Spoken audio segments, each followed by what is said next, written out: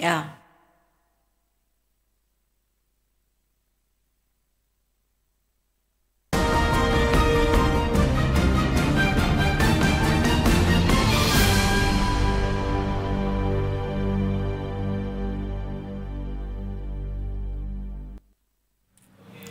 Assalamualaikum warahmatullahi wabarakatuh. Selamat pagi, salam sejahtera untuk kita semuanya. Masih bersama Suara Pendidikan Sumsel milik kita semua. Malam pagi hari ini kita masih belajar dalam program Belajar Bersama barengnya Uli yang bakal nemenin kamu semuanya di program kita Belajar Bersama. Pagi hari ini di studio kita sudah kedatangan narasumber kita ataupun ibu dari SMA Negeri 15 Palembang, Ibu Martini SPD. Selamat pagi Ibu. Pagi. Bagaimana Ibu kabarnya, sehat? Alhamdulillah. Alhamdulillah. Baiklah. Baiklah para pendengar semuanya, para pemirsa semuanya. Aduh kok blopetan ya Bu ya. Nervous sekali ya Bu ya. Para pemirsa semuanya, pagi hari ini Ibu Martini Dewi akan mengangkat materi pembelajaran fisika yang mana tentang pengukuran tunggal pada jangka sorong, ya Bu ya? Iya. Oh, tidak usah berlama-lama, mungkin pemirsa semuanya ataupun para peserta didik pengen tahu belajar bersama kita hari ini bersama dengan Ibu Martini SPD dari SMA Negeri 15 yang akan memberikan materi tentang pengukuran tunggal pada jangka sorong. Silakan Ibu, kami beri waktu. Baik, terima kasih. Assalamualaikum warahmatullahi wabarakatuh. Waalaikumsalam. Terima kasih atas kesempatan yang diberikan pada saya untuk pagi ini. Selamat pagi untuk semua anak-anak didik yang ada di rumah. Sebelumnya Ibu perkenalkan diri dulu, walaupun tadi sudah diperkenalkan oleh Mbak kita yang cantik ini. Oh, terima kasih Ibu. Nama Ibu Martini, Ibu mengajar mata pelajaran fisika. Ibu mengajar di SMA Negeri 15 Palembang dari tahun 2003. Oh, lumayan lama ya. Lumayan Bu, ya? lama. Banget, senior artinya Bu ya. Oke. Lanjut Ibu. Pada pagi kali ini Ibu akan mengajar tentang pengukuran tunggal pada jangka sorong. Sebaiknya anak-anak Ibu yang di rumah siapkan kertas atau buku dan alat tulis kalian untuk mungkin saja ada yang harus dicatat. Benar banget. Oke, Bu. tidak perlu lama-lama lagi, kita akan memulai materi kita tentang pengukuran tunggal pada jangka sorong. Pengukuran tunggal pada jangka sorong itu adalah pengukuran yang dilakukan hanya satu kali saja.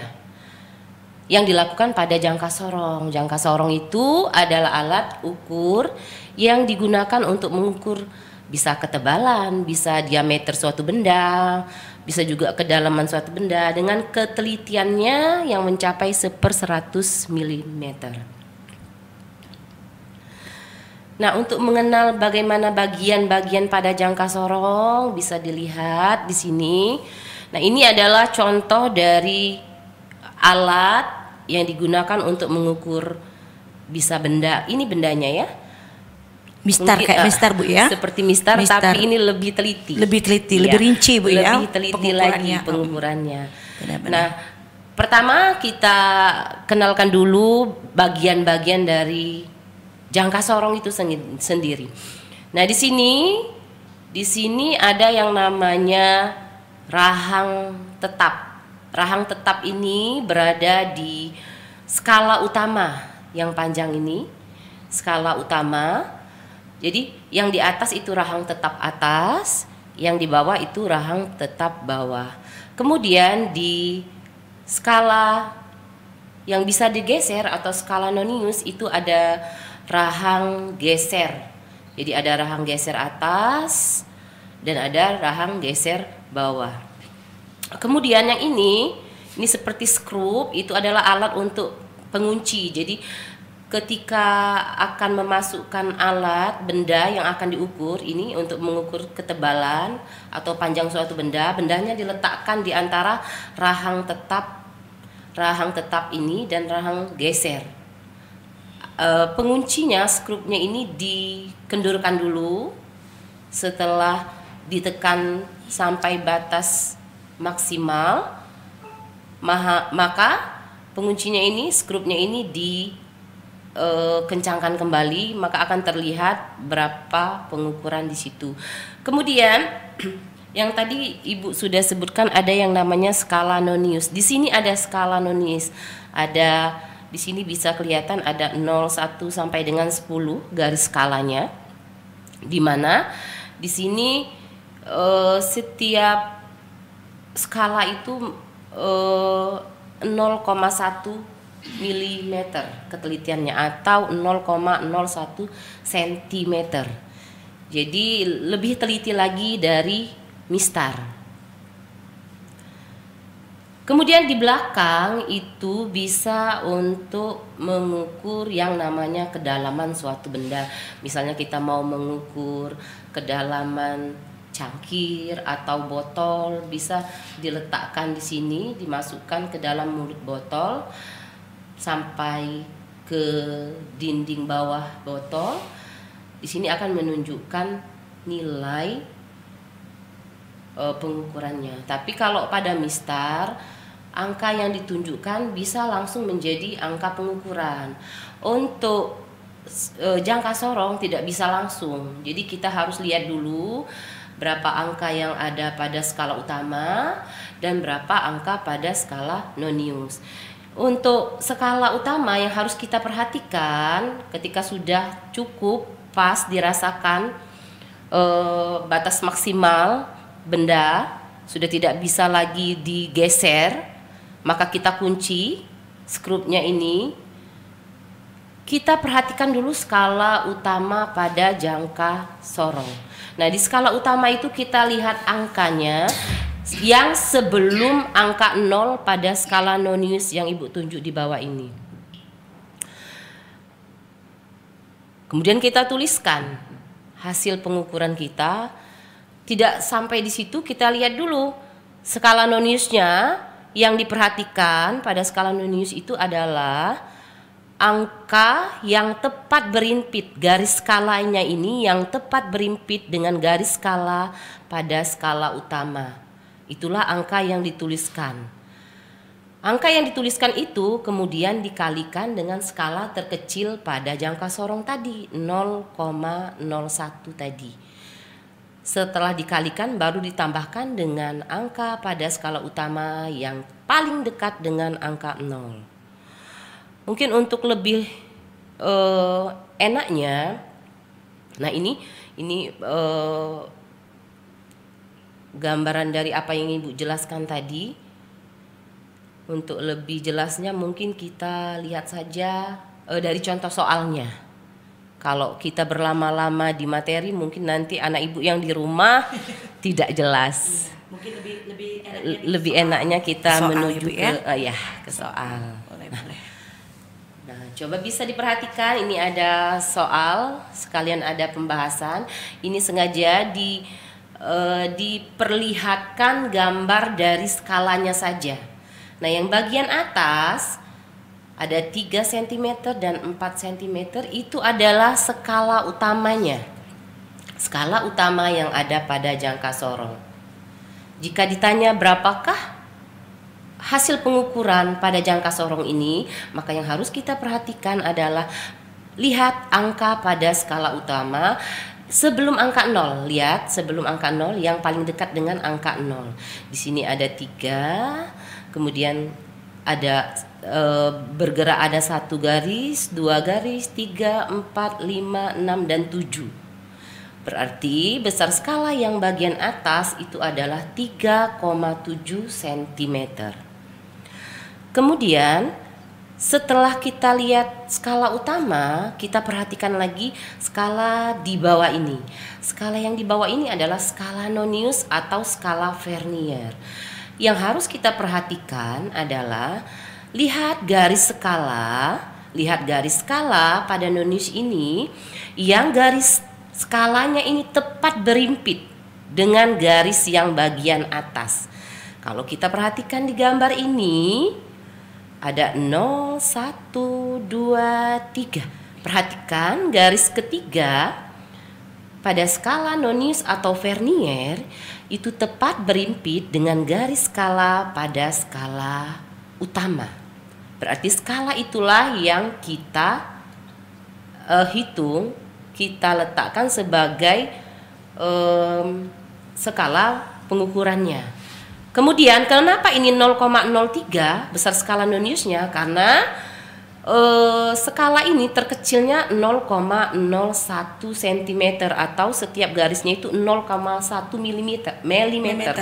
Jadi kecil, kalau ya. dikonversikan ya 0,01 cm. Kita kalikan dengan 3 tadi. Jadi 3 yang berimpit tadi di garis 3 berarti 3 dikali 0,01.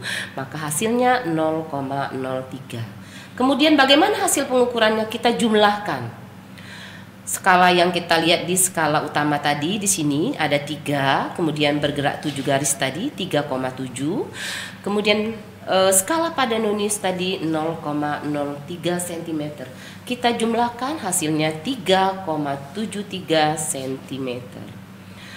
Kemudian bagaimana cara kita melaporkan? Melaporkan hasil pengukuran tunggal pada jangkau sorong. Kita perhatikan lagi. Nah, ini bagaimana cara kita melaporkan hasil pengukuran tunggal dengan jangka sorong. Anak ibu yang di rumah perhatikan, ini ada delta X. Delta X itu adalah ketidakpastian untuk pengukuran tunggal pada jangka sorong. Persamaannya ini setengah dikali skala terkecil 0,01 cm itu adalah skala terkecil pada jangka sorong. Kita kalikan. Setengah atau 0,01 kita bagikan 2, jadi 0,05 cm. Nah, untuk melaporkan pengukuran tunggal, nah ini X itu adalah hasil pengukurannya, maksudnya pengukuran yang dilaporkan itu adalah X itu hasil pengukuran, kemudian plus minus itu adalah delta X dalam sentimeter. Delta X tadi ketidakpastiannya, maka kita laporkan X sama dengan hasil pengukuran kita tadi 3,73. Sementara ketidakpastian pada jangka sorong untuk ini 0,05 cm. Nilainya harus sama antara ruas kiri dan kanan. Jika ini ada di belakang koma ada 3 angka, ini pun di belakang komanya harus 3 angka. Maka untuk 3,73 kita tambahi dengan angka 0. Maka pengukurannya seperti yang terlihat 3,730 plus minus 0,05 cm. Kenapa ada plus minus? Karena pada saat pengukuran batas ketelitian yang di setiap pengamat itu kan akan ada perbedaan. Maka di sini dibuatlah plus minus, jadi bisa lebih dan bisa kurang pada saat pengamatan atau si peneliti atau si pengamat yang melakukan pengukuran. Mungkin itu saja Mbak Uli. Terima kasih Ibu. Mungkin adik-adik ataupun para peserta didik yang di lagi saat ini mungkin lagi nonton ya Bu ya nantinya. Mungkin mereka itu mungkin bertanya Bu, dari hasil paparan tadi yang berjudul pengukuran tunggal pada jangka sorong. Mungkin mereka tuh bertanya mungkin lebih spesifiknya Bu, bisa alat ukur tadi apakah hanya bisa digunakan untuk mengukur tunggal jangka sorong itu tadi, ataukah bisa digunakan untuk alat ukur yang lainnya? Oh iya, maksudnya di sini gini, kalau jangka sorong ini memang lebih ketelitiannya lebih dari MISTAR. Jadi dari MISTAR. Cara pengukurannya seperti MISTAR, tapi ketelitiannya lebih dari MISTAR. Kalau MISTAR kan 1 mm, kalau ini 0,1 mm.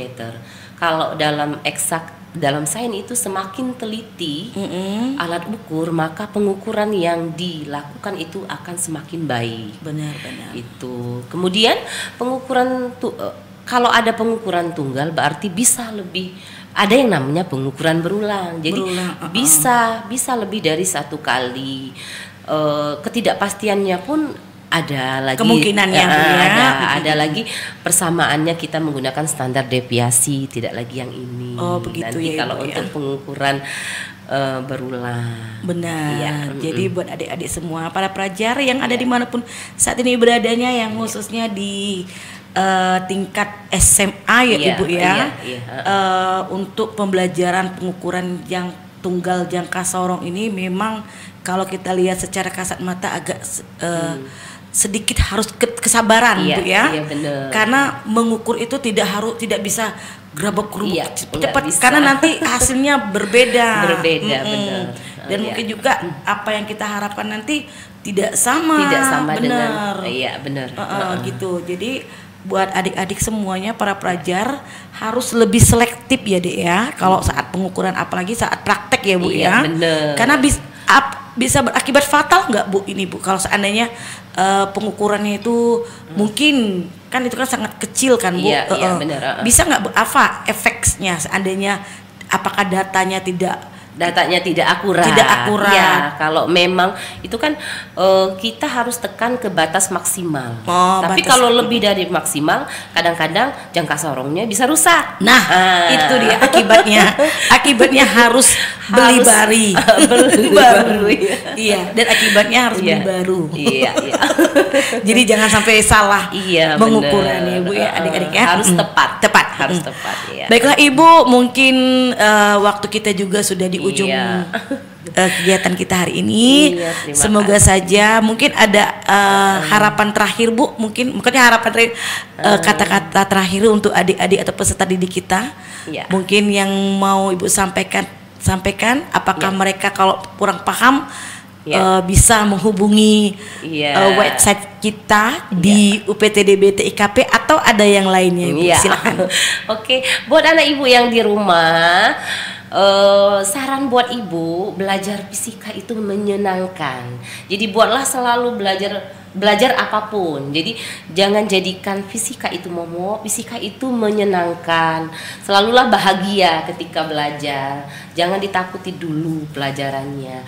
Kemudian untuk materi mungkin bukan hanya jangka sorong, ibu juga membuka seandainya kalian mau bertanya atau ada sesuatu hal yang berkaitan dengan pembelajaran fisika, boleh bertanya langsung ke kontak ibu atau boleh juga melalui radio kesayangan kita. Benar, studio ini Bu ya. Iya, pendidikan Sumsel. Iya, suara pendidikan Sumsel. Mungkin untuk selanjutnya, untuk di lain waktu bisa kasih materi yang lainnya. Benar. Iya.